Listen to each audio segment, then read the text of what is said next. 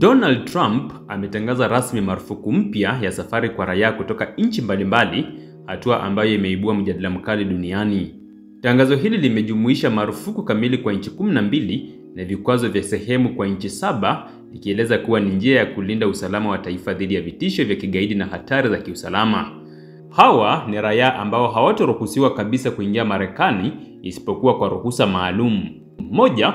ni Afghanistan, 2. Myanmar, 3. Chad, 4. Jamhuri ya Kongo, 5. Guinea ya Ikweta Equatorial Guinea, 6. Eritrea, 7. Haiti, 8. Iran, 9. Libya, 10. Somalia, 11. Sudan na 12. Yemen.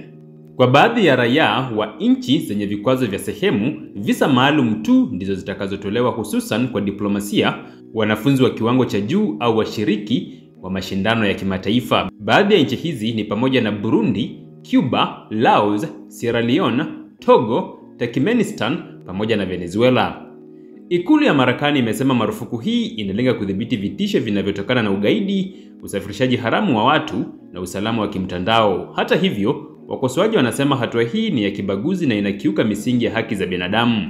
Raia wa Somalia, Iran na Sudan waliokuwa wakiomba hifadhi au kuungana na familia sasa wamelazimika kusitisha mipango yao. Serikali za Afrika Mashariki kama Kenya na Uganda zimeeleza hofu ya athari kwa familia zilizo na ndugu Marekani. Mashirika ya haki za binadamu kama Human Rights Watch na Amnesty International yamepinga hatua hiyo na kuitaja kuwa ni kuadhibu raia kwa makosa ya serikali zao. Marufuku hii imekuja wakati Marekani ikikabiliwa na mashinikizo ya ndani kuhusu wahamiaji na sera za uhamiaji.